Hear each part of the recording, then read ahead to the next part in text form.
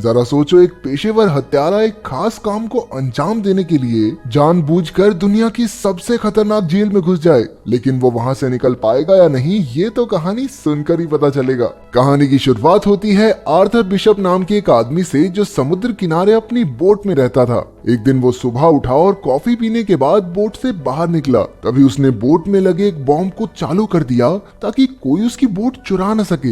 ये कौन सा तरीका है चोरी रोकने का? फिर वो अपनी बाइक पर एक रेस्टोरेंट में पहुंचा। वहाँ के सब लोग उसे पहले ही जानते थे और वेटर ने उसे समुद्र के पास वाली जगह पर बैठाया। तभी एक लड़की उसके सामने आकर बैठ गई और कहने लगी कि वो काफी समय से उसकी तलाश कर रही है। लड़की ने कहा कि उसका बॉस चाहता है कि बिशप 3 लोगों का खून करे, लेकिन लगना ऐसा चाहिए कि उनकी मौत सिर्फ एक हादसा था। वो जानती थी कि ये काम बिशप के लिए मुश्किल नहीं, क्योंकि वो इस खेल का पुराना खिलाड़ी है। लड़की ने उसे धमकी दी कि अगर उसने हाँ नहीं की तो वो पुलिस को खबर कर देगी। वो सबको खबर कर देगी कि बिशप जिंदा है, क्योंकि पिछली बार वो अपनी मौत का नाटक करके पुलिस से बच निकला था। तभी बिशप ने देखा कि इस लड़की के साथ कुछ और भी लोग हैं जो उसे ही देख रहे थे। अचानक उसने अपना फोन निकालकर उस लड़की की तस्वीर ले ली। जैसे ही लड़की ने बंदूक निकालने की कोशिश की तो बिशप ने उस पर हमला कर दिया। ये देखकर लड़की के साथी भी बिशप पर टूट पड़े, लेकिन उसने एक एक करके सबको धूल चटा दी। फिर बिशप ने देखा कि नीचे से और गुंडे उसे पकड़ने आ रहे हैं,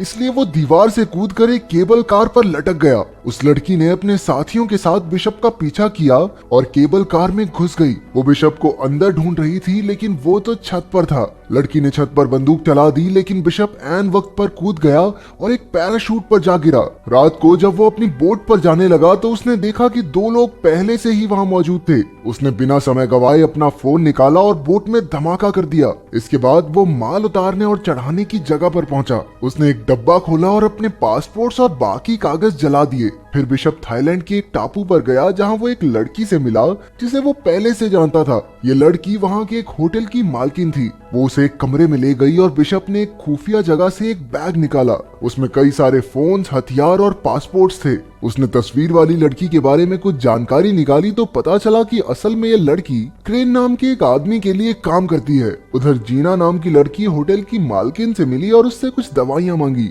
मालकिन ने उसकी बाजू पर कई घाव देखे, जैसे उसे किसी ने बुरी तरह पीटा हो। मालकिन ने उसकी और मदद करने की कोशिश की, लेकिन जीना ने कहा कि उसे सिर्फ दवाइयां चाहिए और फिर वहां से चली गई। रात को मालकिन ने समंदर में एक बोट देखी जिसमें कोई आदमी एक लड़की को पीट रहा था। उसने तुरंत बिशप के पास जाकर उस लड़की की मदद करने को कहा। बात मानकर बिशप उस बोट पर पहुंचा और कहने लगा, अरे ओह, अगर तू सच्चा मर्द है तो इस लड़की को छोड़ दे। वो लड़की जीना ही थी, लेकिन उस आदमी ने बिशप की एक ना सुनी और अपनी बंदूक निकाल ली। इस गलती के लिए बिशप ने उसकी काफी धुलाई करके उसे मार डाला। इसके बाद उसने मालकिन से कहा कि जीना को लेकर होटल चली जाए। फिर जब उसने बोट की छानबीन की तो उसे जीना का पासपोर्ट और फोन मिला जिसमें बिशप की तस्वीर थी। आखिरकार उसने बोट को धमाके से उड़ा दिया और होटल में वापस आया। उसने जीना से पूछा कि उसकी तस्वीर जीना के फोन में क्या कर रही है। उसने जीना से साफ साफ पूछा कि क्या वो भी क्रेन के लिए काम करती है। जीना ने सहमी हुई आवाज में बताया कि क्रेन उसे धमका रहा है। अब तक जो हुआ वो क्रेन के प्लान का हिस्सा था ताकि जीना बिशप से मिल सके। जीना ने बताया, दरअसल मेरा काम तो सिर्फ इतना है कि मुझे तुमसे मिलकर एक नंबर पर कॉल करना है और फिर मेरा मिशन खत्म। बिशप ने पता लगाया कि जीना अनाथ बच्चों को पालती है जिनकी तस्करी हो रही थी। क्रेन ने जीना को धमकाकर कहा कि अगर वो उसकी बात नहीं मानेगी तो वो उसके बच्चों को मार डालेगा।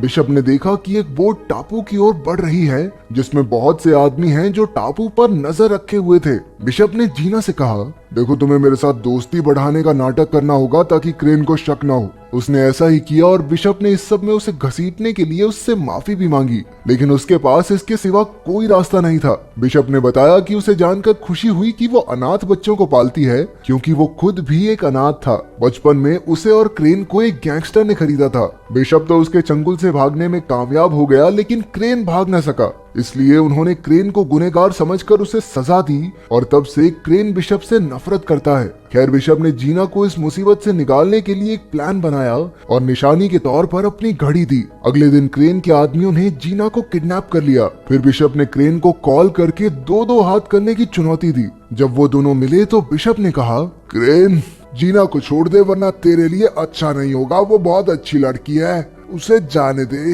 लेकिन क्रेन कहने लगा, छोड़ तो मैं दूंगा, लेकिन उसके लिए तुम्हें 3 लोगों का कत्ल करना होगा। Cold blooded murder. इसमें पहला आदमी है अफ्रीका का एक गुंडा जो दुनिया की सबसे खतरनाक जेल में कैद है। फिर क्रेन ने उसे एक जीपीएस ट्रैकर निगलने को कहा ताकि काम पूरा होने पर उसके आदमी बिशप तक पहुंच सके। जब बिशप ने जीना के जिंदा होने का सबूत मांगा तो क्रेन ने कहा कि हर मिशन पूरा करने के बाद वो जीना से फोन पर बात कर सकता है और तीनों मिशन पूरे हो जाने के बाद जीना रिहा हो जाएगी। अब बिशप ने अपना काम शुरू कर दिया। उसे पता चला कि वो जेल समुद्र के बीचों बीच है जो शार्क से भरा हुआ था और जेल के चारों ओर 100 मीटर लंबे पहाड़ थे, इसलिए उस जेल में घुसना लगभग नामुमकिन था। इसके बाद बिशप ने कुछ गैंगस्टर्स की जानकारी निकाली और एक आदमी चुना जिसके चेहरे पर एक टैटू था। उसने उसी आदमी जैसा हुलिया बनाया और फिर मिशन के लिए जरूरी सामान खरीद लिया। अगले दिन जब वो सड़क पर घूम रहा था तो पुलिस ने उसे गैंगस्टर समझकर गिरफ्तार करके जेल में डाल दिया। जेल में उसने देखा कि उसका शिकार तो हर समय 4-5 लोग साथ लेकर चलता है। उसे एक साथी कैदी ने बताया कि इस आदमी का नाम क्रिल है और उसने लाइबेरिया देश के राष्ट्रपति का खून किया था। अब तक कई कैदी क्रिल को मारने की कोशिश कर चुके थे। जब क्रिल पर फिर से हमला हुआ तो इस बार बिशप ने उसकी जान बचा ली। क्रिल ने उसका शुक्रिया अदा किया और उसे खाने पर बुलाया। जब बिशप उससे मिलने गया तो उसने क्रिल की जान ले ली और सबको लगा कि उसकी मौत जहरीला खाना खाने से हुई है। फिर बिशप ने तुरंत जेल की दीवार में धमाका किया और अपने पूरे शरीर पर ऐसा स्प्रे छिड़का जिससे शार्क्स उसके नजदीक न आए। अंत में उसने जीपीएस कैप्सूल निगला और समुद्र में कूद गया। उधर बोट के कैप्टन के पास मैसेज आया कि बिशप ने काम पूरा कर दिया है। उसकी लोकेशन ढूंढकर क्रेन के आदमियों ने उसे बचा लिया। फिर बिशप ने जीना से फोन पर बात की तो जीना ने बताया कि बिशप के पास अगले आदमी को मारने के लिए सिर्फ 36 घंटे हैं, नहीं तो वो लोग जीना को मार देंगे। अब क्रेन ने उसे दूसरे आदमी की जानकारी भेजी। इस आदमी का नाम एड्रियन है जो कि एक अरबपति था। ये इंसानों की तस्करी का धंधा करता है, लेकिन उस तक पहुंचना बहुत मुश्किल था क्योंकि वो ऑस्ट्रेलिया में एक बिल्डिंग के 58वें माले पर रहता है जहाँ के सारे दीवार, दरवाजा, खिड़की बुलेट प्रूफ थे। ऊपर से हर जगह सेंसर्स और फिंगरप्रिंट डिवाइस भी लगे थे। अब बिशप इस आदमी के नीचे का घर खरीदने पहुंचा। वहाँ उसने घर की चाबियां और नक्शे की हूबहू नकल उतार ली। फिर उसने कांच फोड़ने वाले बॉम्ब्स बनाए और साफ सफाई वाले आदमी का भेष बदल कर उस घर में घुस गया। घर की खिड़की से लटक कर वो एड्रियन के घर के स्विमिंग पूल तक पहुंचा और वहां बॉम्ब्स फिट कर दिए। जैसे ही एड्रियन उसमें नहाने आया, बिशप ने धमाका कर दिया और एड्रियन सीधा नीचे गिरकर मारा गया। अब फिर से जीना का कॉल आया, लेकिन इस बार उसने चालाकी से उस बोट का नंबर दिखा दिया जिसमें वो कैद थी। फिर बिशप हेलीकॉप्टर से उस बोट तक जीना को बचाने पहुंचा और कई गुंडों को मार गिराया, लेकिन अफसोस कुछ देर बाद वो पकड़ा गया। फिर क्रेन ने उसे आखिरी चेतावनी देते हुए कहा, इस बार तो माफ कर देता हूँ, लेकिन अगर फिर से ऐसा हुआ तो जीना बेचारी मारी जाएगी और उसकी मौत के जिम्मेदार होगे तुम।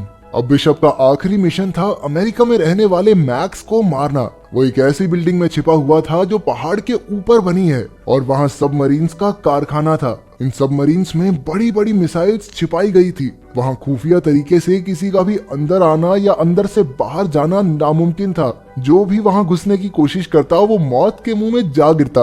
बिशप के पास इस काम को अंजाम देने के लिए 48 घंटे का वक्त था। उसे खबर मिली कि मैक्स ने एक हेलीकॉप्टर मंगवाया है, इसलिए उसने हेलीकॉप्टर के नीचे छुपकर मैक्स तक पहुंचने का प्लान बनाया। जब उसकी तरकीब कामयाब रही तो उसने बिल्डिंग के सारे कैमरा जाम कर दिए। चारों ओर हड़कंप मच गया और गार्ड्स मैक्स को एक खास कमरे में ले जाने लगे। तभी बिशप ने लिफ्ट में धमाका कर दिया, लेकिन किसी तरह मैक्स खास कमरे तक पहुंच गया। हालांकि अपना हीरो तो पहले से ही वहां मौजूद था। अब वो मैक्स के साथ मिल गया और मैक्स को मारने का नाटक किया ताकि क्रेन को चकमा दिया जा सके। उसका प्लान था कि जब क्रेन के आदमी मैक्स की लाश ढूंढने आएंगे तो क्रेन बोट में अकेला होगा और उस समय उसे खत्म करना कोई बड़ी बात नहीं। उन्होंने प्लान के मुताबिक मैक्स की मौत का नाटक किया और जैसे ही वहां धमाका हुआ, बिशप उसे समंदर से बचाकर एक टापू पर ले आया। फिर बिशप ने क्रेन को कॉल करके कहा, अबे ओ जीना को छोड़ दे। लेकिन क्रेन ने पहले मैक्स की लाश देखने की मांग की। बिशप ने बताया कि लाश उसकी सबमरीन में पड़ी है। इसके बाद क्रेन ने सबमरीन पर मैक्स की लाश देखने के लिए अपने आदमी भेजे। बिशप ने भी उनके लिए हर जगह बॉम्ब्स लगाकर तैयारी कर रखी थी। जैसे ही उसके आदमी वहां पहुंचे, बिशप ने उन्हें गोलियों से भून दिया। उधर क्रेन ने ये सब अपने कैमरा से देख लिया। इसके बाद बिशप क्रेन की बोट पर पहुंचा और सारे गार्ड्स को मार डाला। इसी बीच जीना को भी गोली लग गई। वहीं क्रेन ने बोट में लगे बॉम्ब को एक्टिवेट कर दिया। बिशप ने जल्दी से जीना को छुड़ाया और उसे एक ऐसे डब्बे में पहुंचा दिया जो धमाका होने से पहले ही बोट से अलग हो गया। अब बिशप और क्रेन की जबरदस्त लड़ाई शुरू हो गई। उसने क्रेन को जंजीर से बांध दिया और तभी बोट में धमाका हो गया। जीना तो बच निकली, वहीं मैक्स के आदमियों ने बोट का मलबा बाहर निकाला। कुछ समय बाद जीना अपने बच्चों के साथ थी और उसने देखा कि बिशप उसकी आंखों के सामने खड़ा था। असल में बिशप बोट के स्टील रूम में छिप गया था, जो इमरजेंसी के वक्त काम आता है, और इस तरह वो धमाके में बच निकला। अगर वीडियो पसंद आई तो लाइक कर देना, चैनल को सब्सक्राइब कर देना। मिलते हैं